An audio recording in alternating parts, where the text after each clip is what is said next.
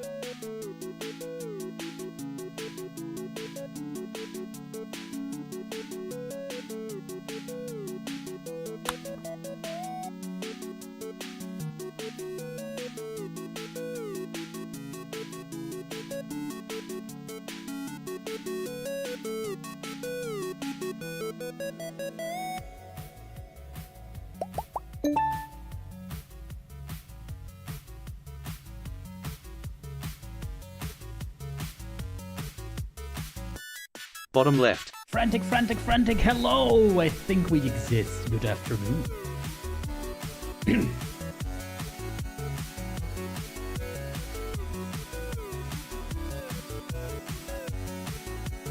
Look at you, we got some people in here. Oh my god, we got like 1, 2, 3, 4. Very nice. Got some people in here. Hello, hello, hello.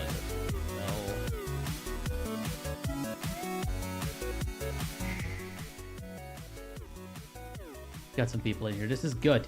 I appreciate this. I'm setting up here. Give me a moment here to make everything be what it is supposed to be. Oh, hi, Crescent says. Welcome in. Welcome in. Okay, everything seems to be game. Hey, Jonathan. Hello, hello. Okay, music's done. That means I get to talk now. This is the Symphony of a Forgotten Sprite. Well, not today. Hello, Molitvam. You want ASMR? Wait, ASMR? ASMR? What kind of ASMR would you like then, sir? Is this appropriate for your ASMR needs? I mean, I don't have an ASMR redeem. I should probably fix that at some point. What I should also fix is the way sound currently works. Let me sort that out. There we go. Oh, wait, I have an ASMR? Oh, I do have an ASMR redeem, don't I? Well, shit. Oh, they did? My fireball wasn't on. So, okay, I missed that. Like, can I say? You did an ASMR? I have to talk like this for a while, then that's fine. I just scratched the microphone here. This is a whispery spree.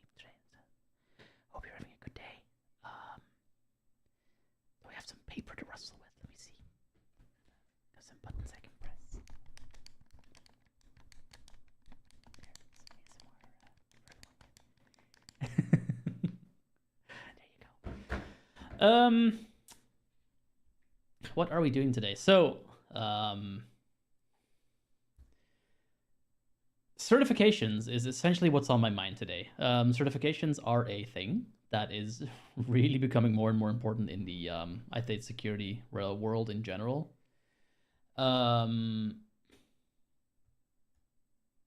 Absolutely. Yeah, absolutely.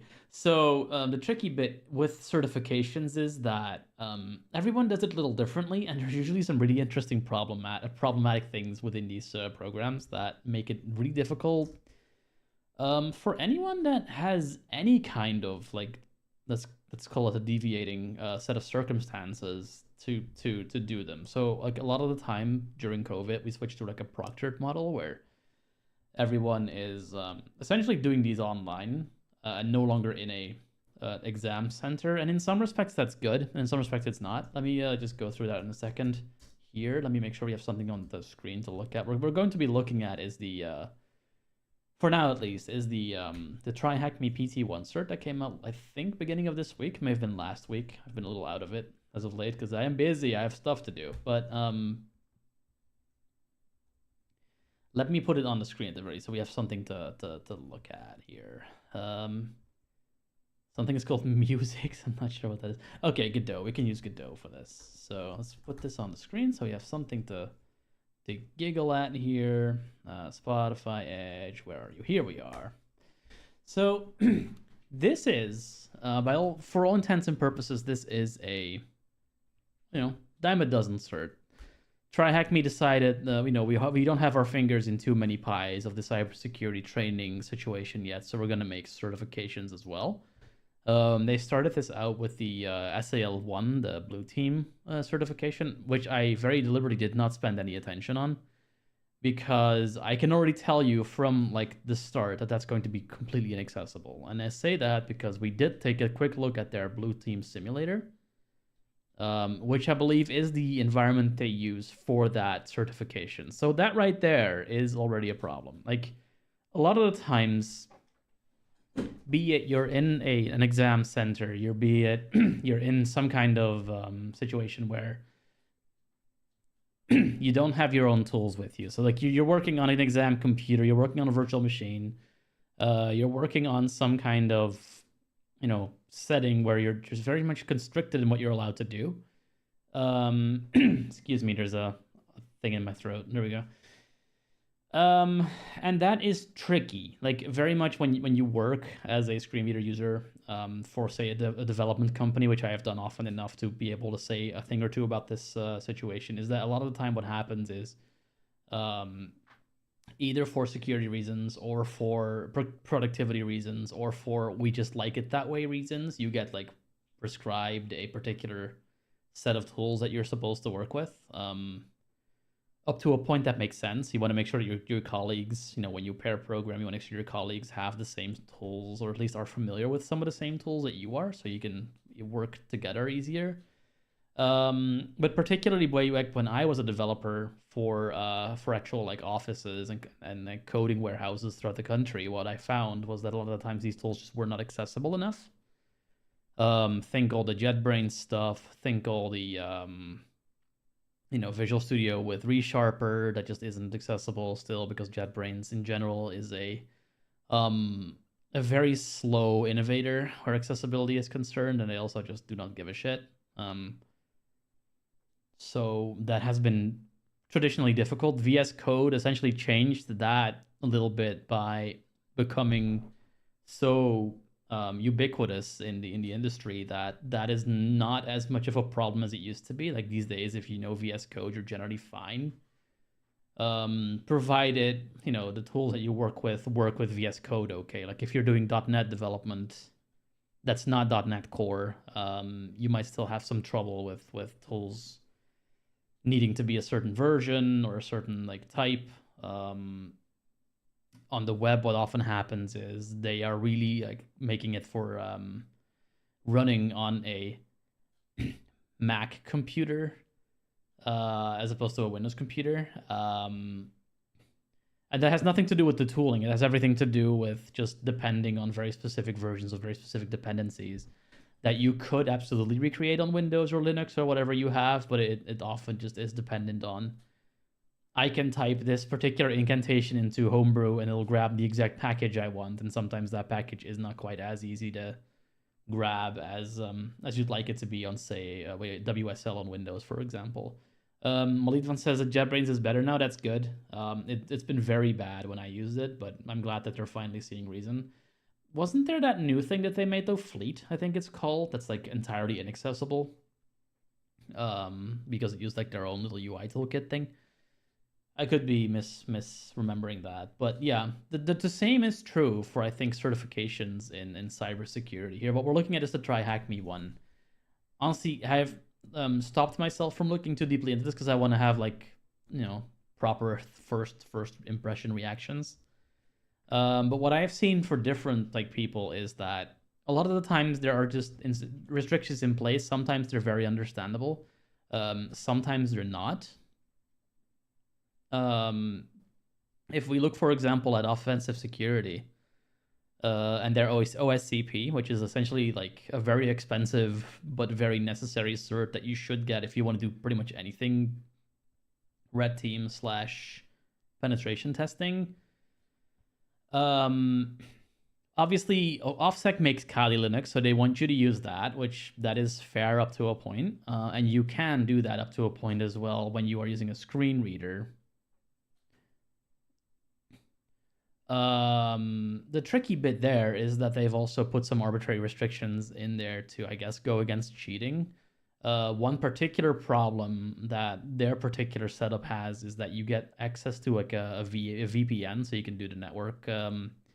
It's a practical cert, so you have to actually do offensive security, like you have to do hacking to do your stuff. And the tricky bit with that is that a lot of tools work better on Windows than they do on Linux, where like UIs are concerned. So what happens is you're really only allowed to have one connection to the VPN going at once. And I think if you switch it mid exam, they're going to be very annoyed with you. So what happens is that you either pick everything is on Windows, which I am not even 100% sure you're allowed to do, or you pick everything's on Kali Linux, which if you have to do pretty much anything like Burp Suite or Java or anything of the sort, that is already a bit of a nightmare on Windows. Like on Linux, I don't even want to think about what that would take.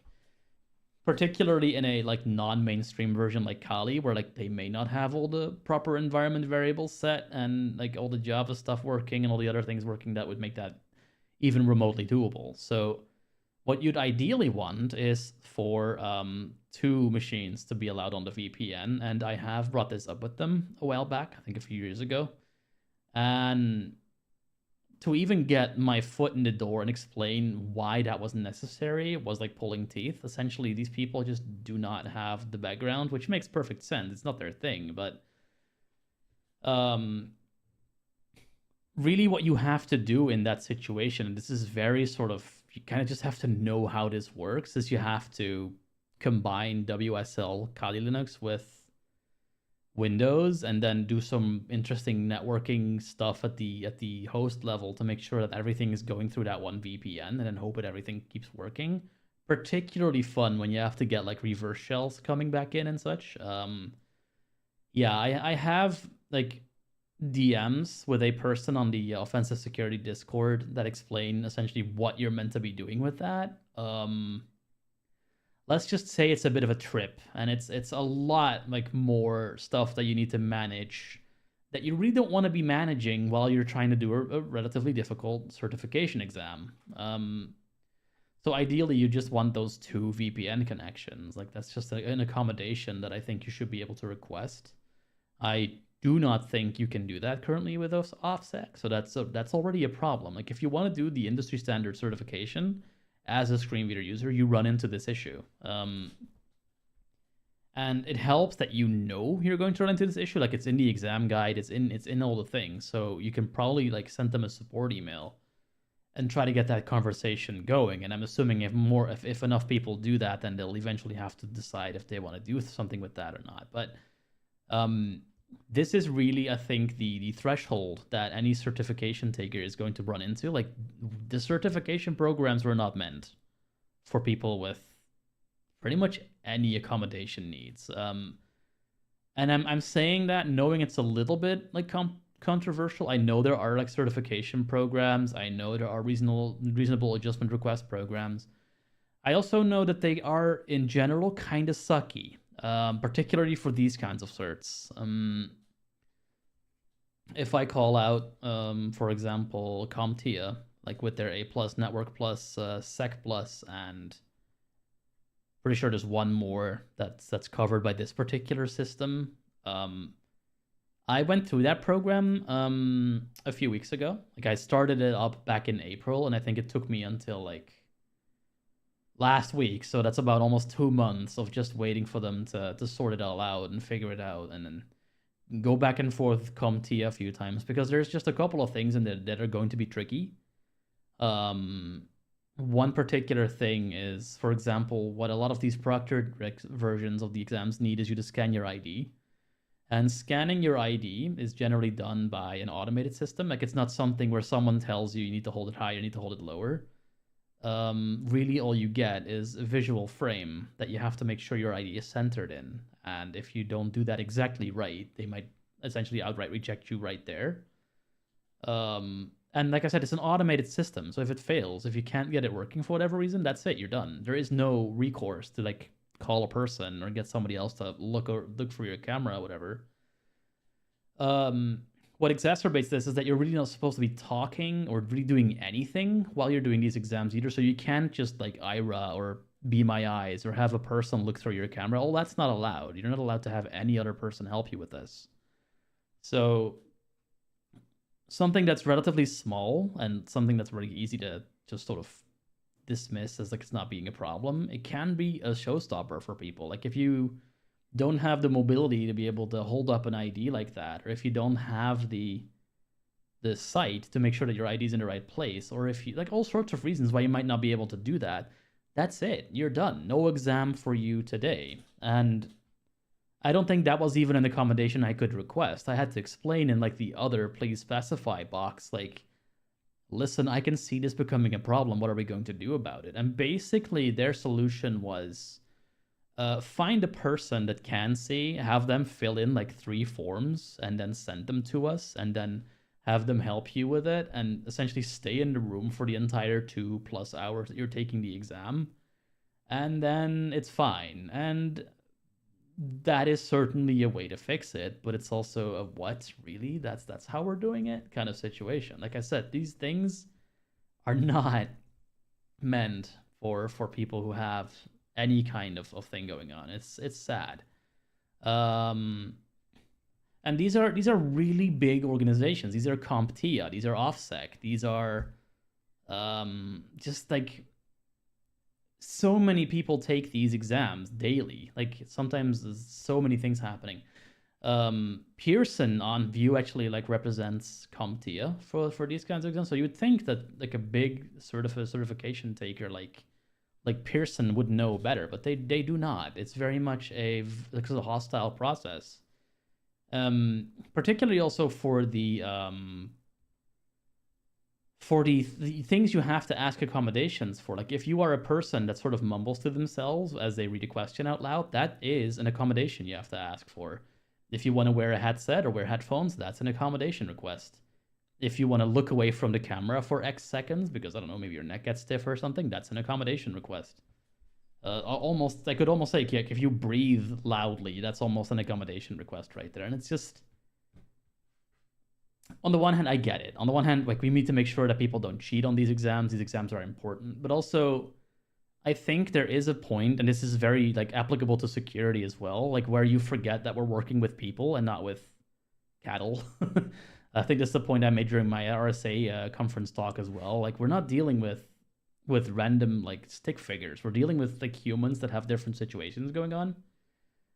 Some people might need to get insulin for diabetes. Some people might need to drink water more. Some people might have all sorts of things going on that I don't think should need to justify. And yet that's what we're doing. We're essentially going with a model of adversarial, like is what we're going with first, and then people have to defend their rights to go to the bathroom or do other things, and that is, I don't think, the way. again, I understand why we do need to be careful. I'm not saying that it's bad that we're taking steps, but I do believe that it's a little crazy that you have to go through like a month-long process to like ask for headphones to be allowed, things of that nature. And then they may even not even let you use a particular like set of headset because like it's like Bluetooth enabled or whatever. So if you have only one pair of headphones and they happen to have a Bluetooth function, you're essentially shit out of luck. You're not allowed to use those because, you know, someone might use a radio antenna outside of your house to beam the answers to you. I don't know what the logic is there, but like we're going with people are going to have someone on their phone like with multipoint connecting in and telling you the answers even though they can't even see your screen, as opposed to someone has a screen reader running and they need to be able to hear what their stuff is. And I feel that is also a really interesting thing for security. Like sometimes we take a security process, a security situation within a company, like security posturing, and it's just like, okay, you could do all these things. You could log in every 5 minutes. You could change your passwords every 5 seconds because that's more secure. But at some point, we're losing track of the humanity of that situation. Like some people can't like keep track of passwords like that. Some people can't enter pin codes on a touchscreen anytime they want to go in a door. Some people have problems. I don't know. Like there's all sorts of reasons why that might be difficult. And I think what we're missing a lot of the times, I mean, there's a certain like I guess baseline of security that as security professionals we'd like to uphold. And I think it's in some respects almost the same as accessibility, in that we're already glad that someone is doing something, and then we don't really have the luxury of picking and choosing how that security is being maintained. Accessibility is very similar, like in the sense that if we get accessibility as accessibility requiring people, ARP,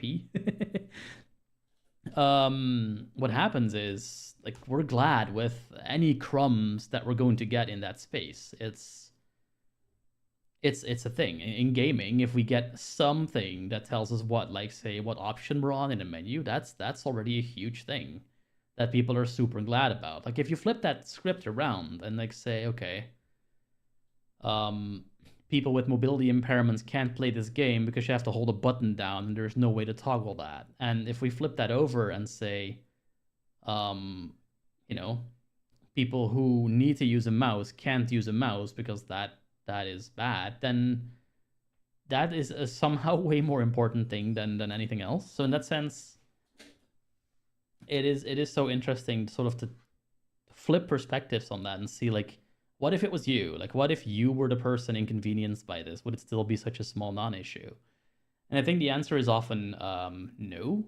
I actually made the point on Global Accessibility Awareness Day last week where I said a lot of the time what we hear, it's a skill issue, it's a budget issue, it's a manager won't let me issue. But really, I think what the issue is, and this is, again, possibly slightly controversial, what the main issue is it's the not my problem issue a lot of the time. Like this is something that people who need these things to be different were not involved in. And then when they get involved, essentially it's already policy and it's hard to change, basically what I'm saying. So again, like what people often say is like, think about you getting older, think about you needing these accommodations.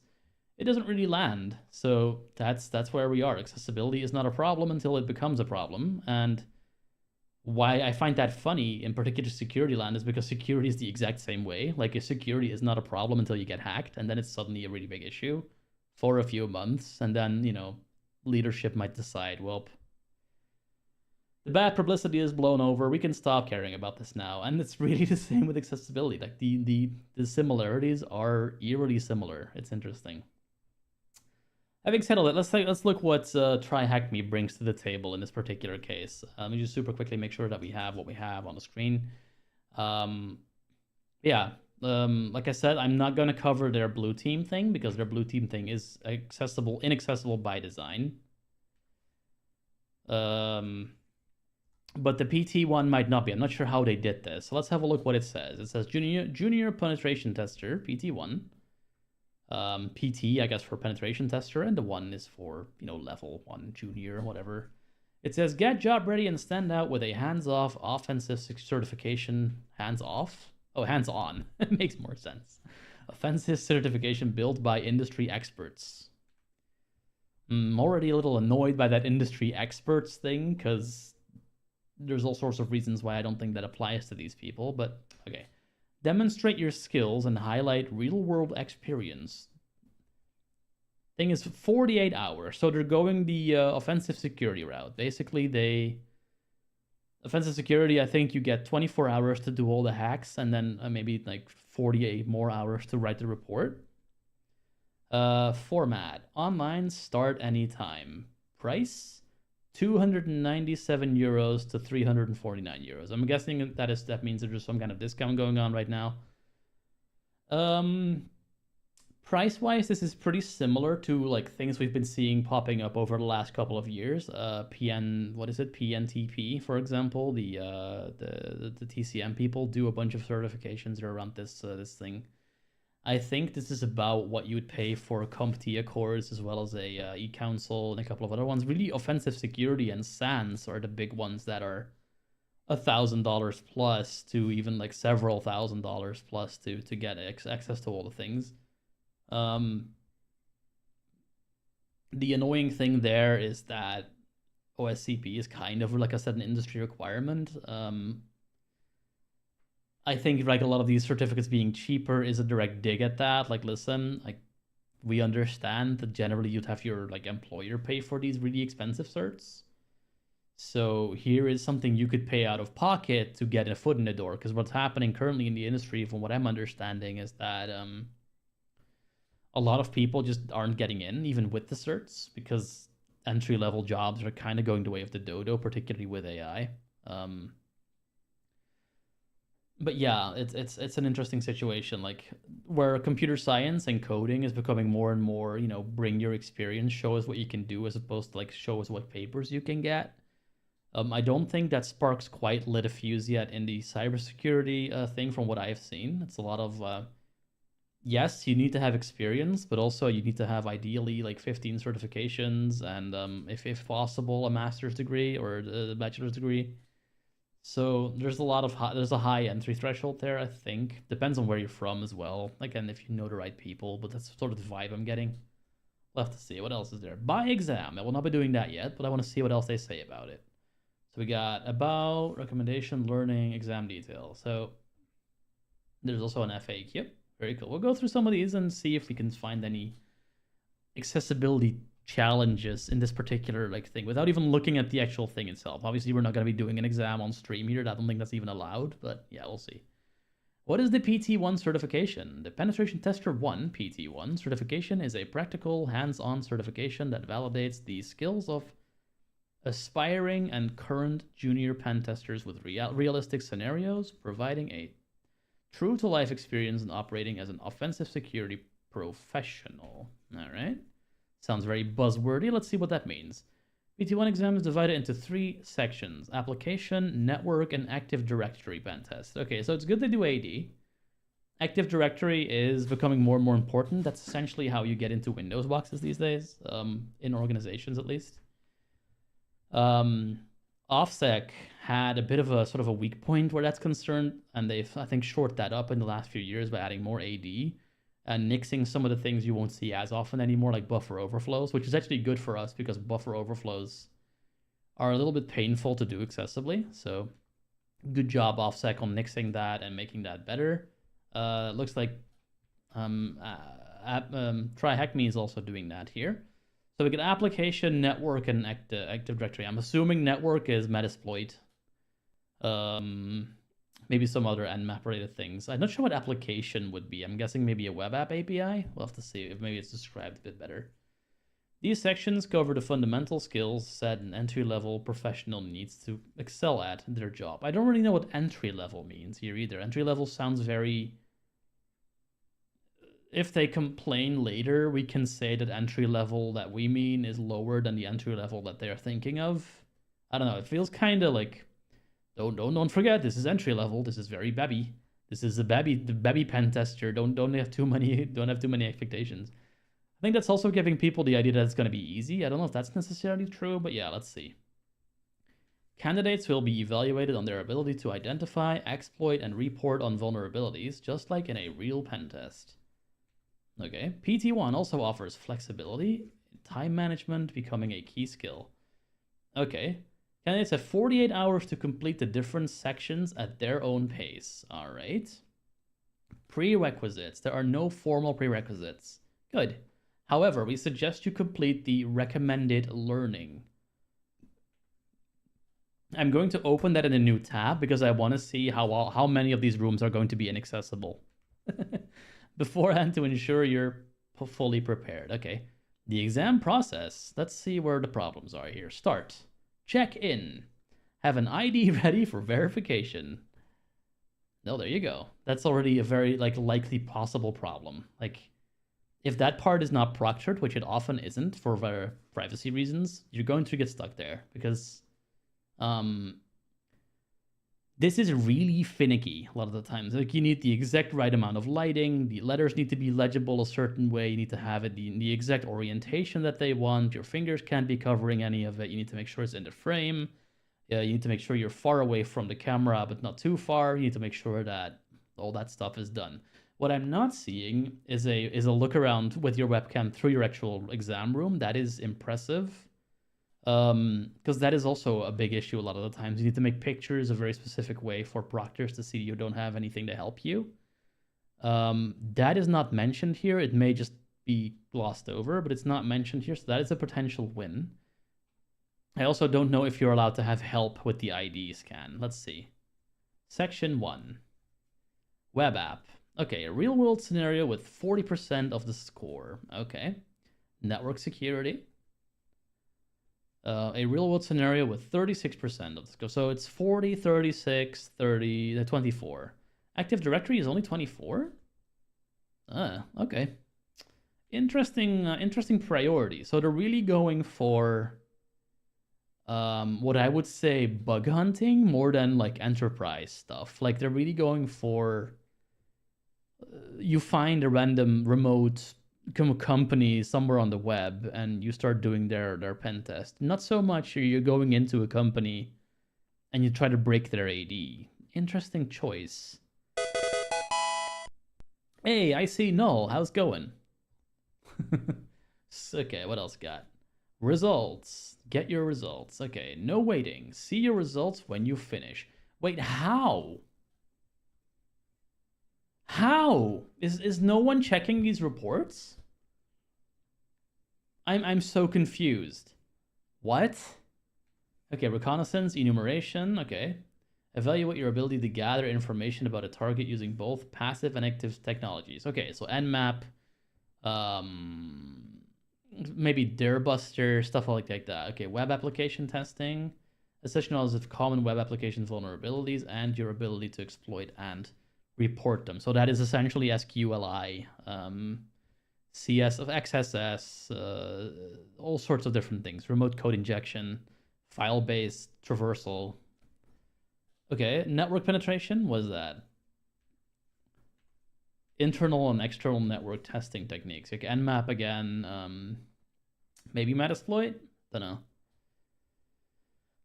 Active Directory. Okay, exploitation and post-exploitation. Definitely Metasploit there. Maybe Empire? Although I do think that's paid. So probably not Empire. I would be really surprised if they cover Nessus in this. Maintain access to compromised systems. That's almost certainly Meterpreter. I'm not sure what they do for the rest. Assess your ability to document findings clearly and manage exam time effectively.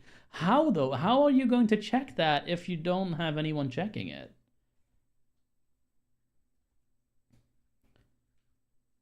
Okay, so that I opened that up because I'm curious. It says clear technical reporting. Write concise and actionable vulnerability descriptions with impact assessment, reproduction, steps, and recommended mitigations. Is AI checking this? Because otherwise, how can you get a response that quick? It makes no sense. Is it literally, are they literally having an AI do the whole examination? Holy fuck. Time and task prioritization, blah, blah, blah. Note taking and communication. How? How is that checked? I don't understand. Okay, what you'll receive. Instant result. How? A physical certificate sent to you. Optional. Okay, feedback on your result. How though? I don't understand. A shareable Credly badge. Okay, well that's something. Credly is used more and more often. I've seen it in like various like online universities as well. Like the one I'm on, the South New Hampshire University, does it too. As does Sophia Learning. I think they use all these Credly for like a certification request. I wouldn't be surprised if LinkedIn can hook into it as well.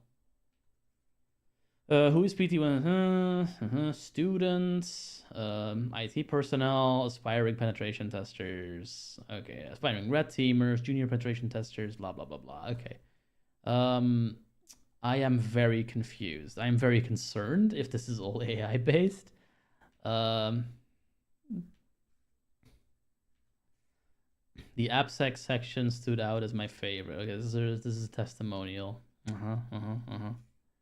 Okay, this Matthias Detmers or Demer. I'm not sure what language that is, but okay.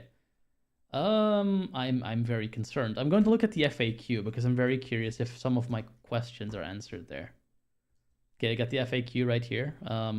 How is the examination process? Okay, yeah, maybe tell me a bit more about that. The exam consists of 3 sections. Yeah, we saw that. Okay, blah, blah, blah, blah, blah. Each section presents a single scenario in which you'll receive rules of engagement and a mission to identify and exploit vulnerabilities, culminating in a detailed case report, closely reflecting the real-world responsibilities of a professional penetration tester. How, though? Is there a VPN? Is there like room-like mechanics where you have to use their VM to do it? The total exam duration is 48 hours. Once submitted, your exam is automatically evaluated by our high-standard AI-driven review process developed by domain expert. No!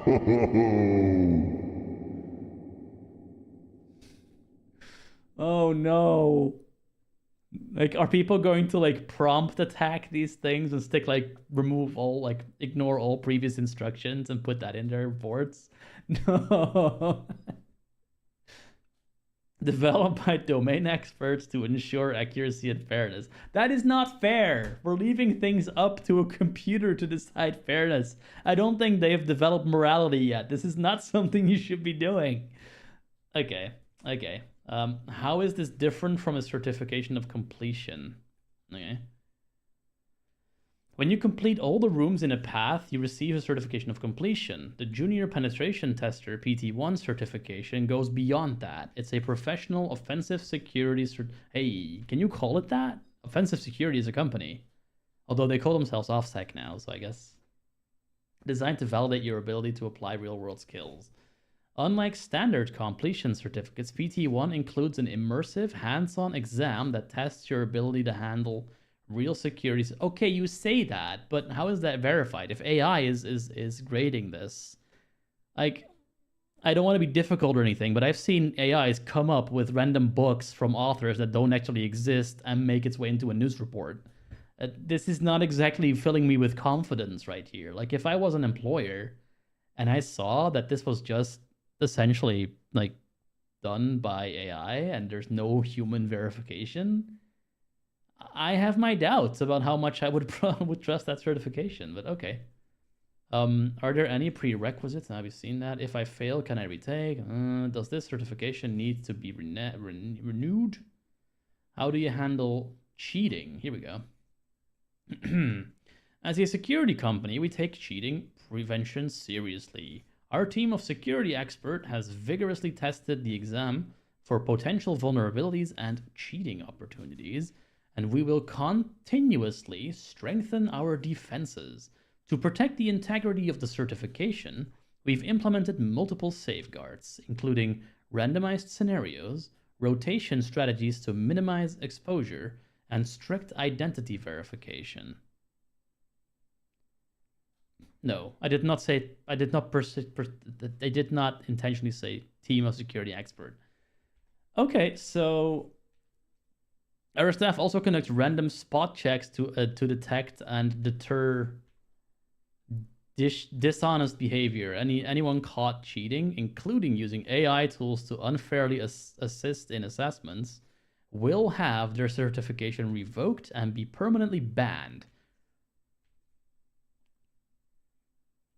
Our goal is to ensure yeah, our goal is to ensure that earning this certification remains a meaningful and credible achievement that remains genuine skills and effort. So what you're saying is it's essentially like not paying for a ticket on a train. If you do it and you just happen to not be spot checked, you're fine. Also, I am not allowed to use AI tools to assist me, but you are using AI tools to check my work. I feel that's a little unfair. Like if you guys get to use AI, why don't I? If you're automating away the fact that people actually need to check these things, why am I not allowed to automate away the fact that I have to remember and memorize things? Serious questions. These are the questions. Thinking about getting another cert. Why choose PT1 instead? Oh, this is going to be good. Let's see. Why is Try Hack Me better than anything else? PT1 goes far beyond can you hack this box. It's a full simulation of a real-world pen test, including dedicated labs, lateral movement, exploitation, and professional-style reporting. So does OSCP, and they have humans check it. Also, they're like 3 times as expensive. Unlike other certs that skip Active Directory or gloss over network movement, PT1 delivers a solid blend of AppSec, NetSec, and AD. What certs have you been looking at?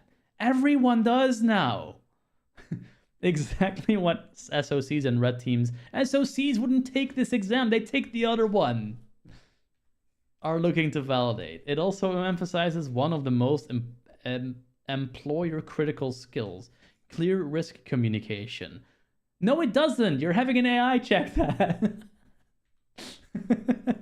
You'll practice writing structured reports just like in real consulting or internal rules. Yeah, you would. You do, but...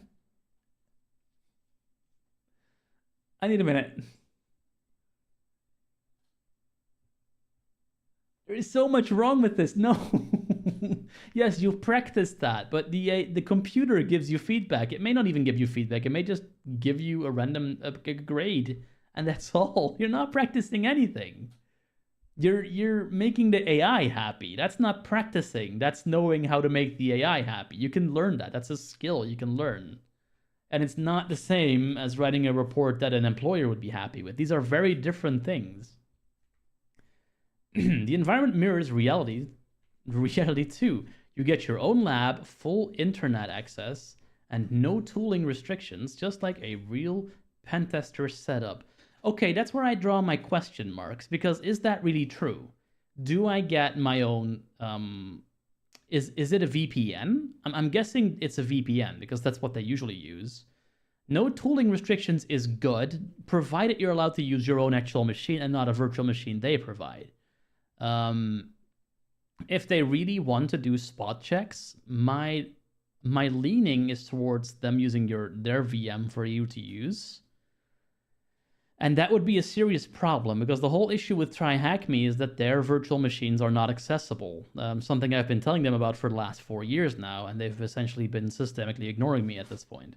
But if they let you use your own machine, which this isn't really mentioned, I'm kind of wondering if it's further down maybe. That is actually really good. Like, in that sense, this is an AI graded exam, sure, but it is an accessible one. In the sense that if you can use your own machine or machines, depending on what you're using, and you can just hop into their VPN and you get like SSH or whatever access to the machines that you'd be working on, provided you don't have to hack that yourself first. That would actually be a really good thing, because I don't think any cert currently does that. I don't really have experience with Heath stuff, with TCM stuff. My thinking is that they would let you do that as well, because I'm pretty sure they just give you a set of VMs that you play with on your local machine and you do it. Although that might be wrong. I haven't looked at them in a while. But I know that, for example, INE and OffSec both require you to use a very specific way of working, which is not conducive to being accessible. So I'd need to know, and I'd need to ask them to what degree you're allowed to use your own machine. Because if you are allowed to use your own machine, even with all the problems I have with TryHackMe, this could actually be a way in, because it might be the least inaccessible out of a bunch of inaccessible systems. Let's see. What else do they say about themselves to make themselves feel better? And all of this comes at a competitive price with more depth, pressure, and job-ready value than CEH, Pentest Plus, or even EGPT/PJP. Wow. Okay, you're literally calling people out now. CEH, Pentest Plus is CompTIA. I forget who EJPT is. That's INE, I think. So yeah, in that sense, they're not up to OffSec levels, but they are absolutely like acing CEH and Pentest Plus. I appreciate that follow, Leercode. Not sure where that H goes in your name. Not really sure if that meant to me for now, but Lear H Code, thank you for the follow. I appreciate that. Let's see what else we got. If you're serious about standing out, PT1 is built for you. Well, I don't know that. I still don't know that. Buy now. I still need to know more. Like, not everything is here. Let me see if there's anything in the other tabs that you can look at. Anyway, welcome in LIRH Code, Leader Code. I am a blind hacker / developer / accessibility expert, and I'm doing this without a monitor. If that's anything you have questions about, this is why these streams exist. Feel free to open your mouth and ask. I do not have any problems with people asking serious questions. Let's have a look. We got about, we got recommended learning, we got exam detail. Let's see if that tells us more. Okay, exam details, right.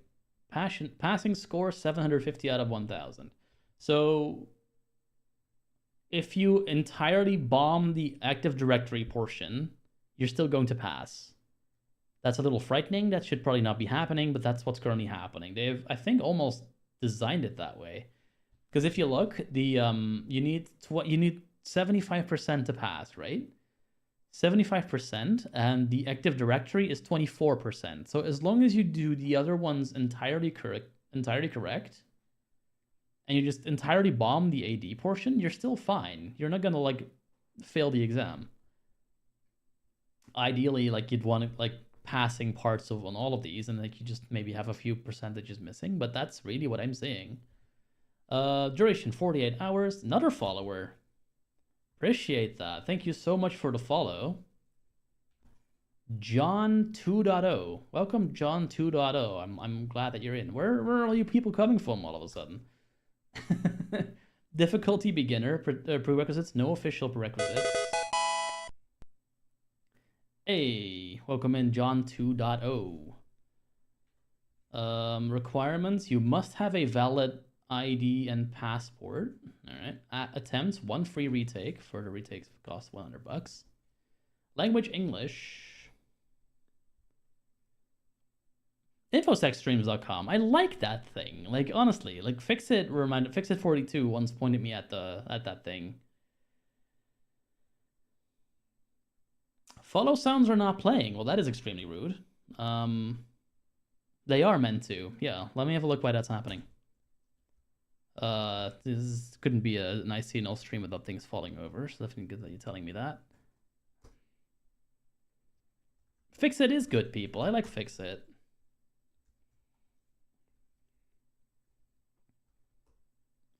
Let's see. Oh, I think I know why. I think I know why that's breaking.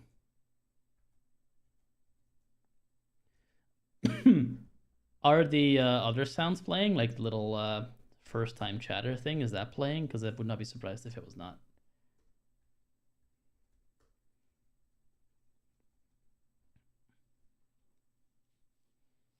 Okay. Yeah, I'm super quickly looking at the effects here in Firebot to see why that other one isn't. I'm pretty sure I know why. Has to do with the way I do audio writing. I'm fixing it now.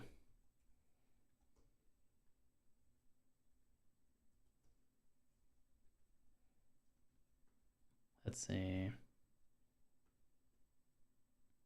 Huh. That should actually be playing. Maybe it's just pretty quiet.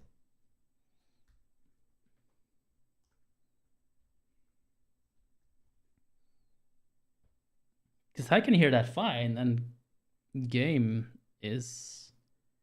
Huh.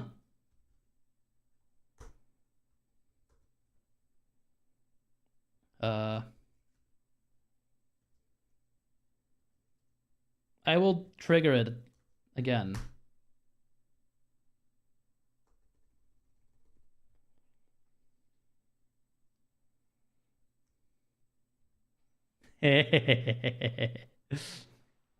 Was any of that audible? Because I had a lot of fun with that. Anyway, let's see what else they say. Try hack me and global leader in. Oh no, my chat's now lagging behind. God damn it. Can I flush that somehow? Let's see.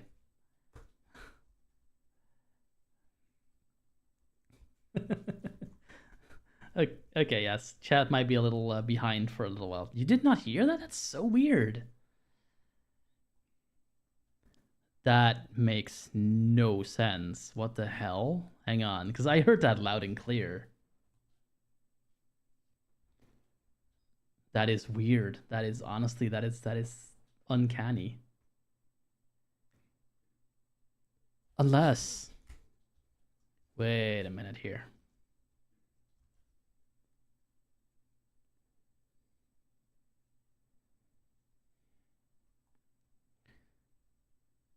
Oh boy.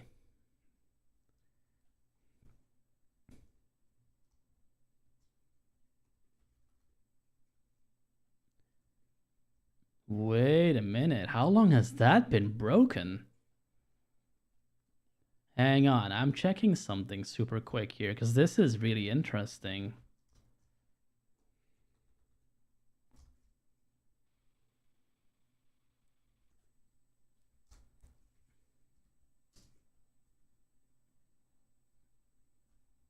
What is this?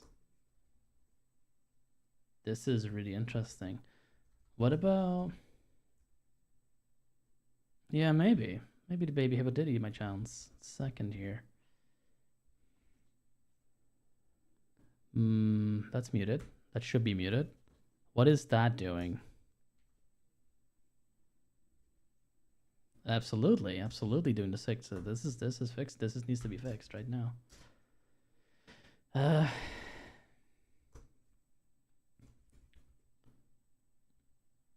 What the fuck? Seriously, this looks like it should just work. Okay, weird. I'm going to just like deliberately set this to be something else. See what that does. Huh.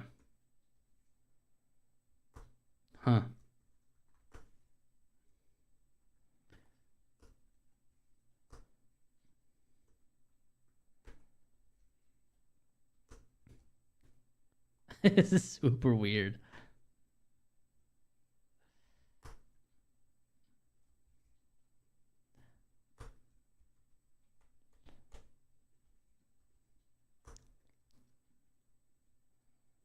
All right, clearly that's not working, so I'm just gonna set it to be something else. What about this one?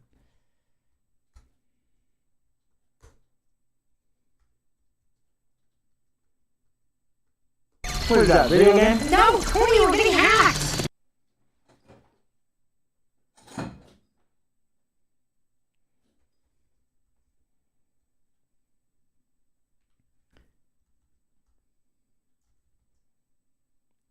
Okay, doubled is good. Doubled makes sense. Double should be happening. Interesting. But it was there at least. But why though? It was already going to a thing that should already be being piped through, and it just was not being piped through for some reason. I have no idea why. That's super weird. Anyway.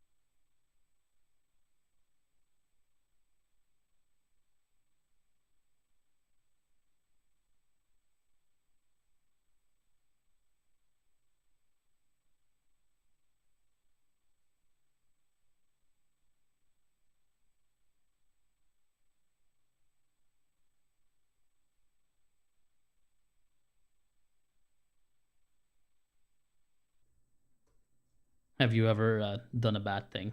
Because I just did.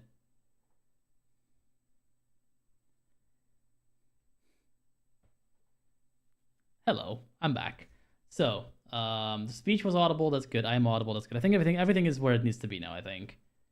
For some reason, I cannot hear my own speed, my own stream. But hey, what more can you do? Sounds like we're good now. Not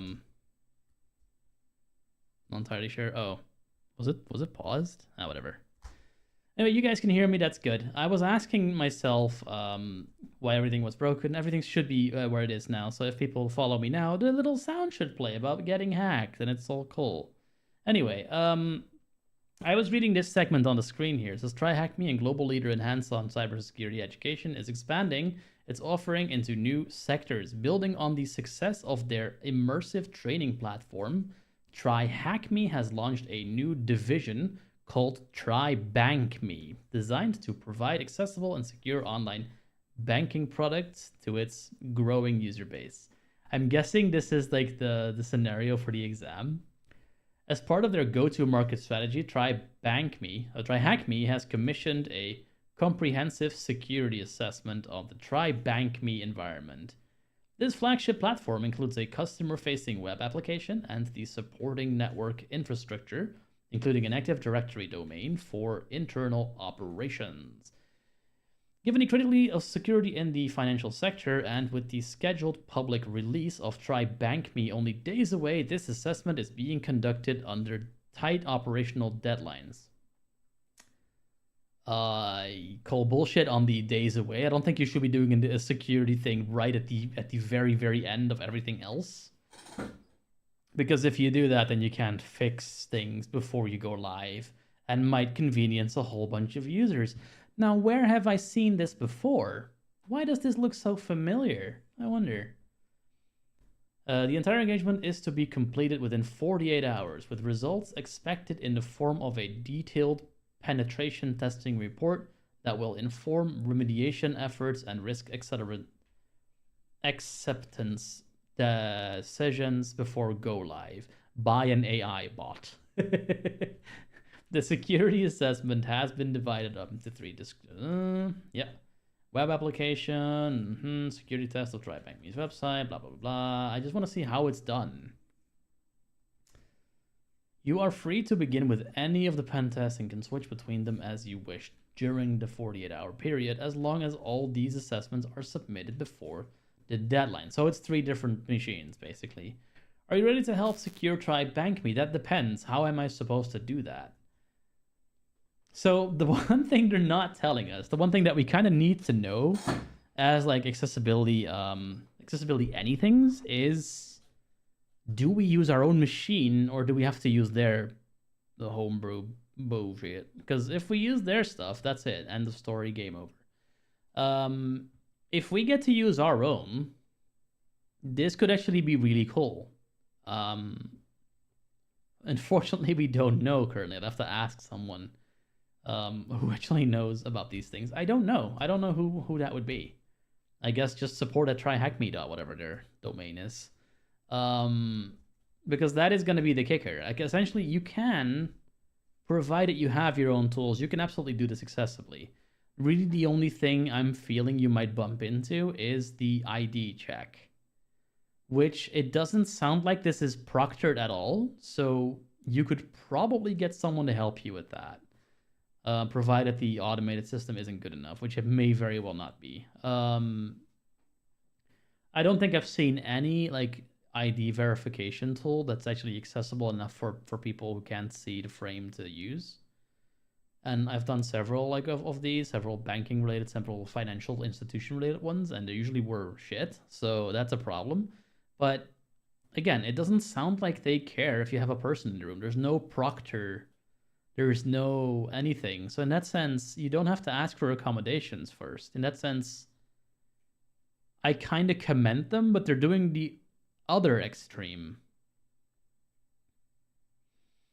I've honestly, like, when I said at the beginning of the stream that I felt we've lost the humanity and we're just like working with stick figures, I feel this is the other extreme where like the the ease of cheating is I can think of like 10 ways to get AI assisted help with these things. I can think of at least 10 ways of doing that just off the top of my head without them finding out.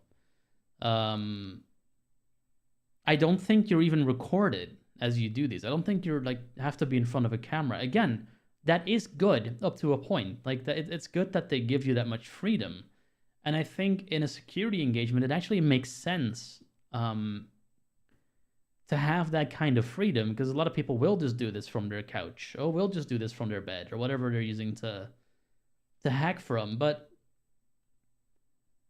this is also really easy to fool, I think. Like, this is... all I need to do is remote into another machine and have all the AI stuff there, and no one's going to be the wiser. Or, like, use a keyboard with multiple channels. Or, I don't know, I could even literally have a microphone primed with, like, Gemini Live or something, and just ask questions, because I don't think you record it at all. Unless it's just not... Are there rules or something I can look at? Because I want to see what I'm not allowed to do. Is there anything?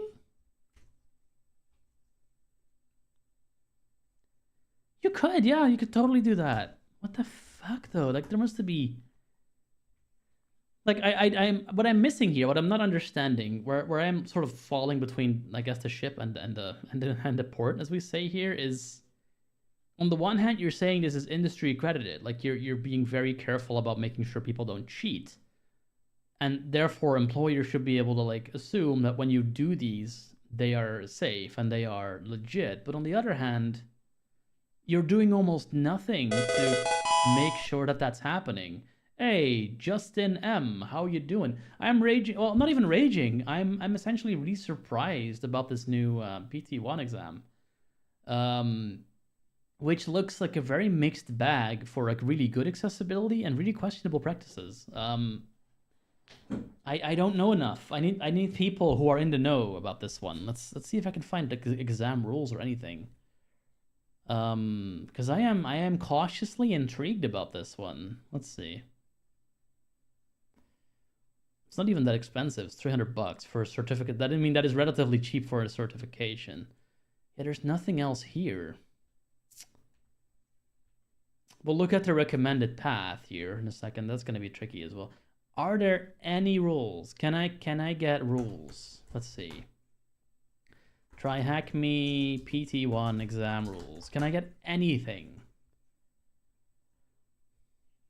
New PT1 exam explained and why it's a game changer. I mean, yes, the bearded IT dad, I can see that, but also what is going on? I don't want to be a YouTube video. I want to see an actual page. Can I see a page? Worth it or skip? Yeah, that means cybersec. I want a page. Mad Hat thinks it's a perfect thing. A lot of people, a lot of YouTubers did something on this. I did not deliberately because I was going to do it today. But I'm missing the details here. By Motasem Hamdan. This is a Medium article. Let's see what Motasem says. Do they tell us what we're allowed to do? Like, is there any more details in this? Because I'm very curious. Let me just quickly read this myself.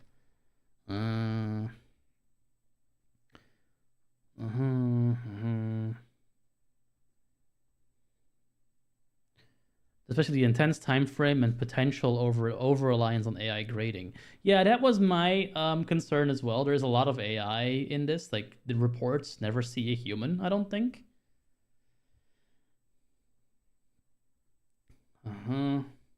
Yeah. We got an ad for the thing, of course. If you're already working blue team role, blah blah blah. I guess they paid him for this. Exam structure, 3 core parts, blah blah blah. Discovering. Okay, sure, you're not doing room-based things. You're essentially doing a whole holistic network thing. That's good. CVS is scoring of vulnerabilities, just remediations, clearing structured documentation. Again, I don't know how clear and structured this actually needs to be, given it's an AI grading it. So I guess it has in its system prompt to look for like speller and grammar issues and maybe structural problems, but I don't know to what degree that actually works in practice. Let's just say it this way: I've asked AI questions about images, and the answers were very all over the place. So I'm not sure how well that would work in this case. Let's see what else we have here. Yeah, I still don't love that AD is only 24%. That is very strange for me. Yeah, so candidates undergo ID verification but are not proctored, allowing for a less stressful testing environment. That is actually good in the sense that, like, I was ranting about like how many accommodations you need to request if you're doing a proctored exam. The fact that this doesn't have that like significantly lowers the entry threshold for this particular exam. That is a good thing. Again, I do wonder if like no oversight whatsoever is the ticket. In this particular case, it feels a little too loose to me, but I guess I can't complain with this win. This is actually something I could probably see myself grabbing in the near future, just to have it. The exam is generally generated per attempt, enhancing uniqueness and security. Then that's fine. Again, it's a 48 hours to complete the exam and report, and they can freely switch between the 3 environments. The platform is stable, which contrasts with the frequent glitches seen in other exams. Oh, are we calling out OffSec here? A TryHackMe PT1 exam cost. I don't really care about that much. VS other certs. CompTIA Pentest Plus, TCM's PJPT, and PWK OSCP. I would not go that far. PJPT I could potentially see. I think that stands for Practical Junior Penetration Test, which is kind of similar to this. I would not go as far as comparing this to OSCP. OSCP has a very strong like renown in the industry. Somewhat misplaced, I would say. Like at this point, they were just the first people there, and now they have a seeming monopoly on like credibility where these certs are concerned. I think it's a little sad because their exams like are more expensive by several orders of magnitude than I think they need to be, but that's a different conversation. I would still not go as far as calling this like equivalent to OSCP. Let's see what they say. While PT1 is not the cheapest, its practical, hands-on focus sets it apart. PT1 is favored over theoretical certs like Pentest Plus, which rely heavily on multiple choice questions and practical depth. This is my problem right here with why CompTIA certs are so difficult to get accommodations for. It's a multiple choice test. It's not like you need to do rocket science in these exams. You pick the answer, you go to the next question.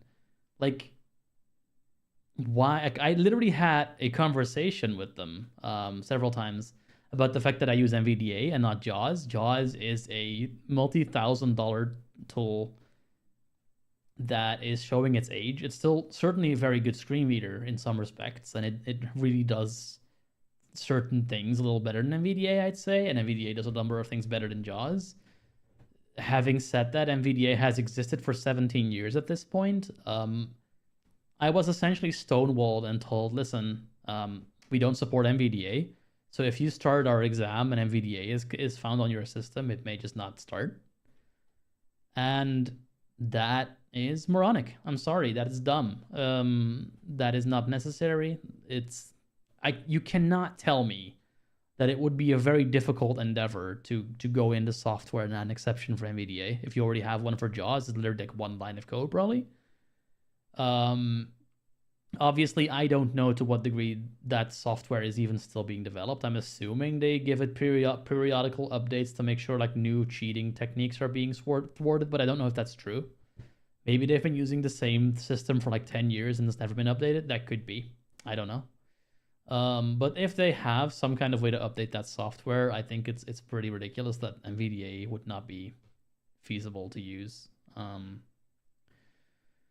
I'm also not 100% sure if that's even true. Like, I think I tried like a test exam, and it didn't love the fact that I had a couple of like external hard drives connected, so I didn't like, actually get into the exam proper. I would still need to test that. But I do not think that the NVDA would be a problem. Hey, we have a viewer bot. Let's get rid of the viewer bot. We don't need a viewer bot in my system. Get out. But yeah, I don't know if that's true. I don't know where that's coming from, why that's a thing. We'll have to see if that gets resolved. But yeah, they also didn't have everything. They also I'm not sure if Pentest Plus is handled by a different party, because when I was talking to the Pearson VUE people, they essentially said that their reasonable adjustment system was for a handful of exams that did not include Pentest Plus, only A+, Network Plus, Security Plus, and one other. Yeah, it could be an open source issue. Could be. Like, there could be all sorts of reasons. On the other hand, I mean, people are using it. It's a very common screen reader at this point. So at some point, they're going to need to do something to sort that out. But then I think NVDA is also not very like deliberately working on that. I think there are certain accreditations you can get as an open source vendor to be more allowed, at least in federal US based things. And from what I'm understanding, their mentality is that they've essentially looked into that, decided it was too much work, and just didn't do it. The fact that they're in Australia doesn't help either. So in that sense, this could very well be a multi-factored issue. PT1 stands out for being entirely hands-on with no multiple choice questions. It contrasts with Pentest Plus, but yeah, you're hating on Pentest Plus. We get it, friend.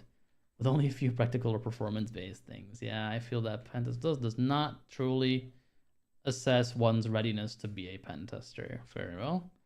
Areas for improvement. The 48-hour window is deemed unrealistic for conducting thorough testing and reporting across 3 different environments.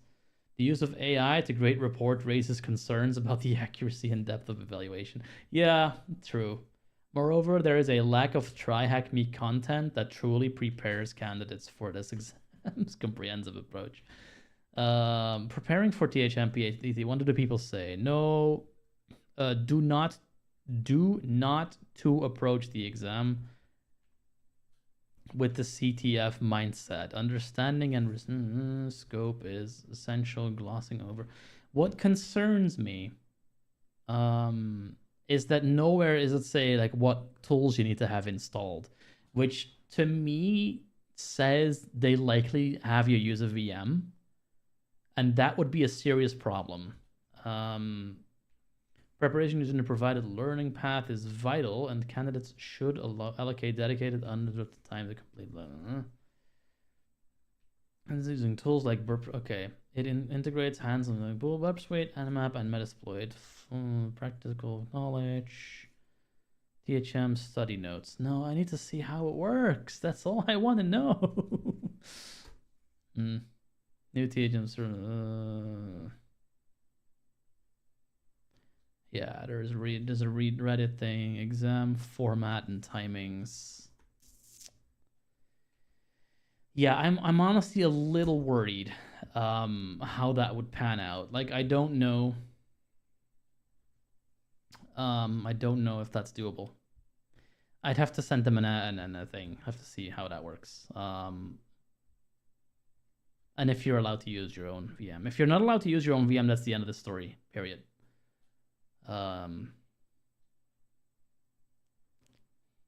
Just for shits, actually, let me see if there's a channel for these exams and ask. Let's see if I can ask how they're conducted. Discord. Let's put some music on while I sort this out. Get a little stuff going here. There we go. I'm curious if I can find anything here that's just interesting in this sense. After that, we'll probably just do some rooms or something. But yeah, this is fun. Very curious how this is going to change the landscape for sure. This could be really good. This could be really terrible. We'll have to see. I don't know. I've just been disappointed by these people so often that at this point I'm very non-hopeful. Let's see. Suggestion. Is there anything about their exams? Let me put this on my headphones so you guys don't have to hear it. You hear it anyway. It's fine. Intros, offense and cons, King of the Hill, community, cyber, support.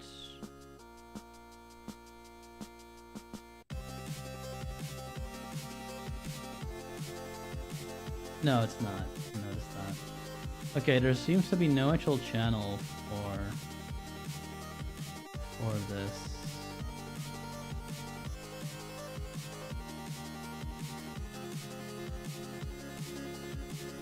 Alright, let's just for shits and giggles put a message in the channels.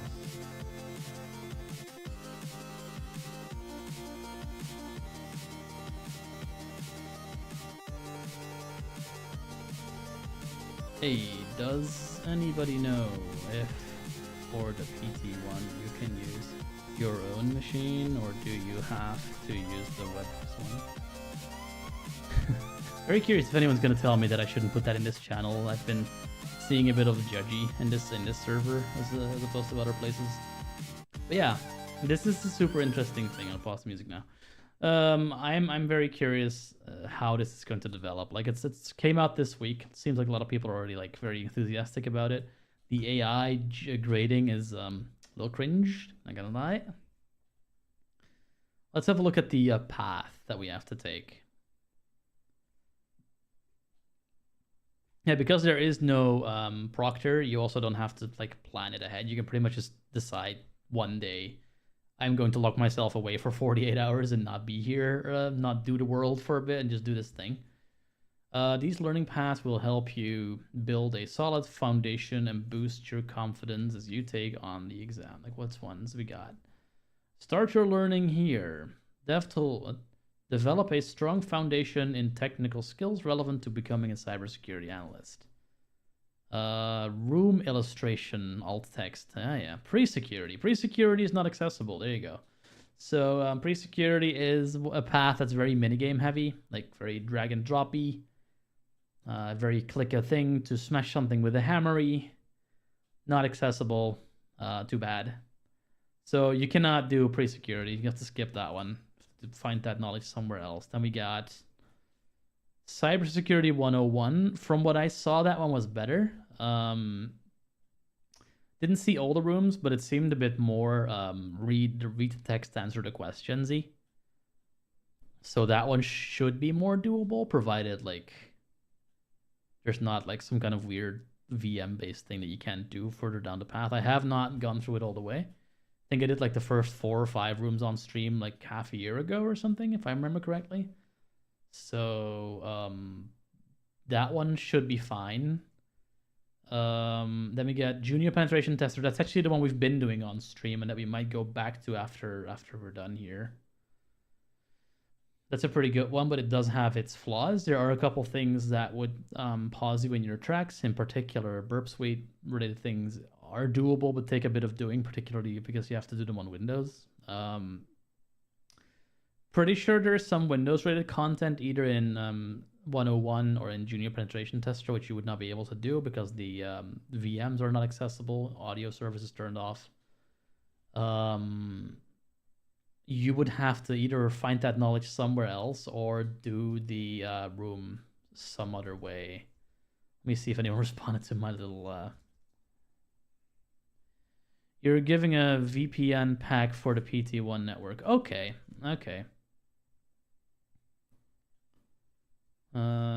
Either is fine. Okay, so you are allowed to use your own machine. That is actually really good. So while I give them a lot of the time, this is actually relatively well done. Basically, this is about as fair as a certification is going to get. Mad props for TryHackMe. Didn't think I was going to say that anytime soon, but this is actually well done. Obviously, this is well done for accessibility. Like I still have questions about the AI and the way they grade and not give any oversight to the candidates. That is a little interesting, TBH, but accessibility wise, I think this is about as fair as you're going to get it. provided the there is not some kind of problem with the I don't know, the report, like submission panel or whatever you have to use to get your results in. I would feel that most of those problems would be fixable if just you need a little bit of time to figure out what the unlabeled buttons do or some other things. But on the whole, like holistically, this is a good step forward. A blind penetration tester that knows his stuff would be able to complete this exam without too many accessibility barriers, I think.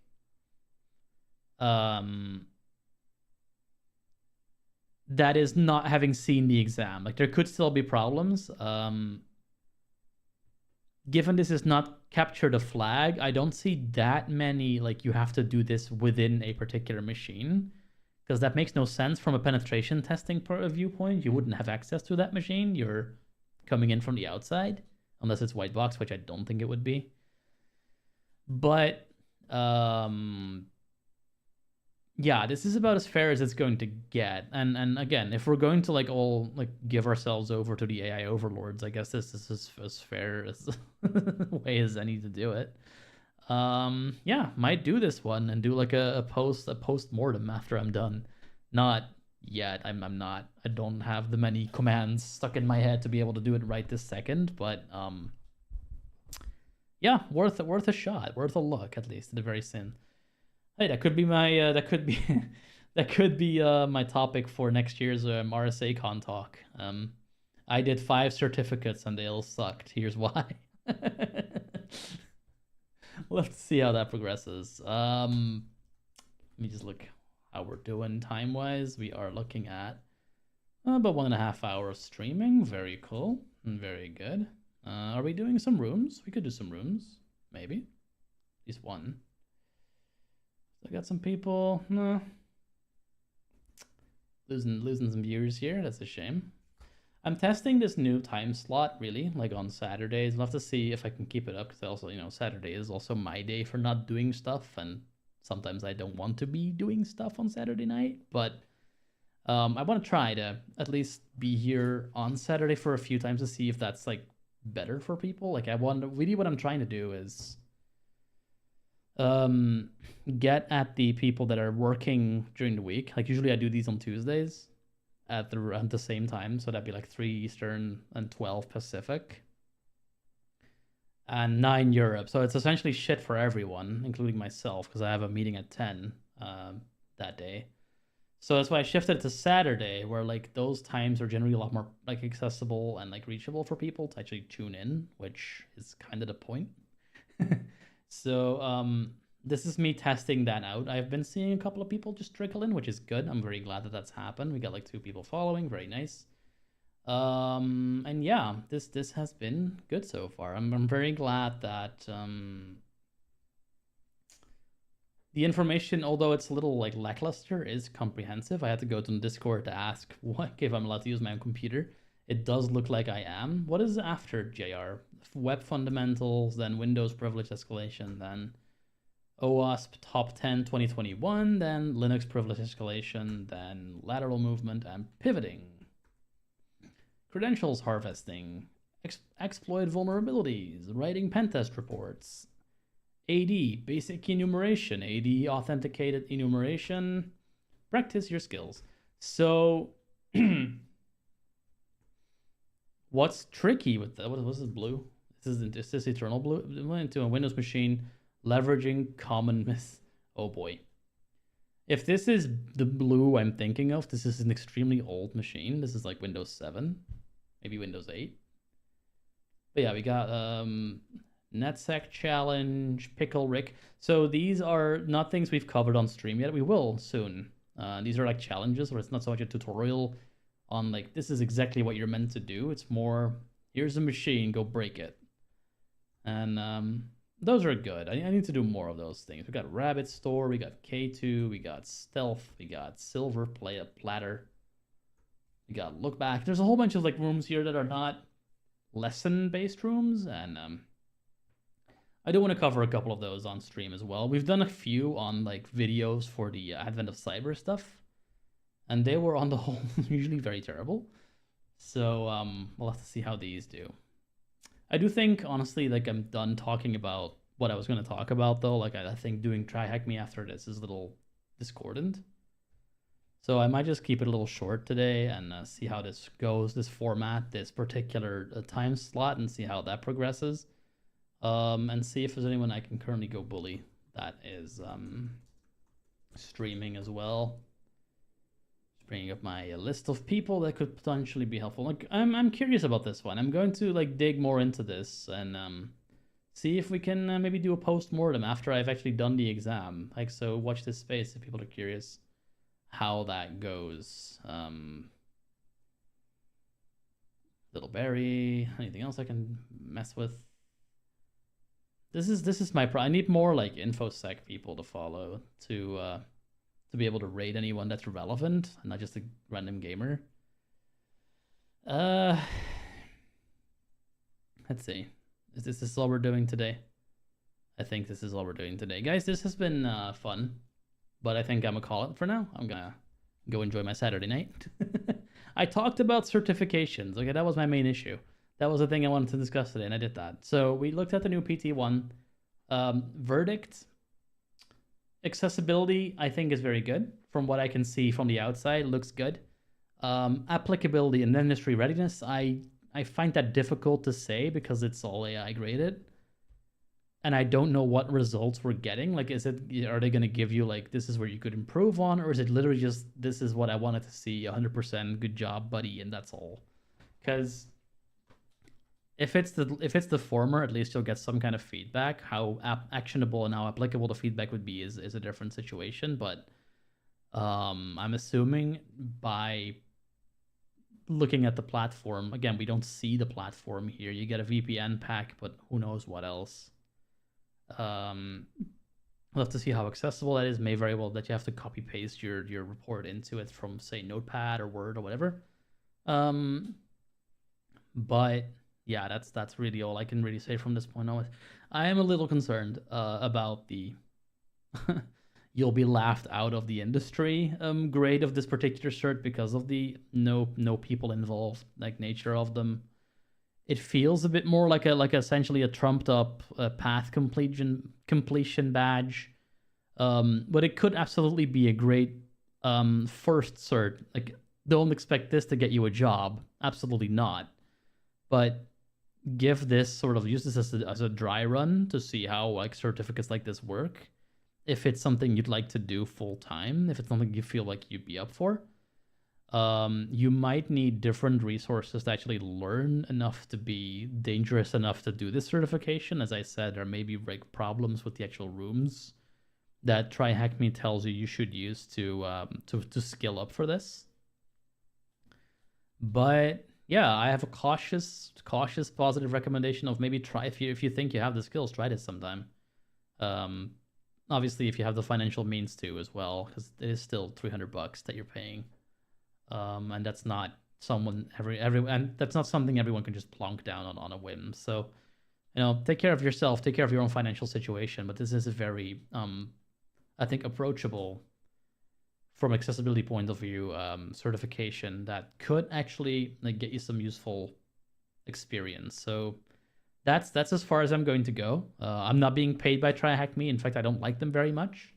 So I'm not, shilling for them. I absolutely think they have a lot to fix and a lot to learn, and they're very much like shown me that they're not very willing to do that currently. Maybe that'll change in the future, but this certificate I have no immediate super huge issues with, and that's tricky. That's really all I can say. I see some people up again. I'm sorry, I'm about to drop off here, but I appreciate you being here. I'll be back next Saturday. Next Saturday I'll be back with another thing. Probably more practical at that point. I'll probably just be doing some rooms or maybe some Hack the Box Academy or something. These streams can take any form, from rooms to tutorials to speeches to sometimes I'll just open up Ableton or Reaper and just make a bunch of music. It depends on what I feel up for that week. Pretty Icy Null is primarily like cybersecurity accessibility, but also blind person can tech, look at how this works. Like, we've done anything from coding with a screen reader to composing with a screen reader to we've done like computer assistive translation. We've done all sorts of interesting things. So watch this space for all sorts of interesting techie stuff coming up. We'll play with code, with security, with AI, with audio, with all sorts of interesting things. And yeah, that's gonna be it for today. I appreciate you people showing up. Currently, we have about 4 or 5 people watching. I appreciate that loads. I'll be back around the same time next week. We'll do some other stuff. I hope you people have a good Saturday. If not, there'll be another day tomorrow. Don't sweat it too much. Take care of yourself. Take care of your friends and family and loved ones if that's what you want to do. And if not, just veg off in a corner and don't do much for the rest of the day. That's perfectly okay too. That's what I intend to do. So that's completely okay. I would be a hypocrite if I said that was a problem. With that, thank you so much for watching. I'll be back next week. I'll see you on the other side. Or I guess I won't, because I see null.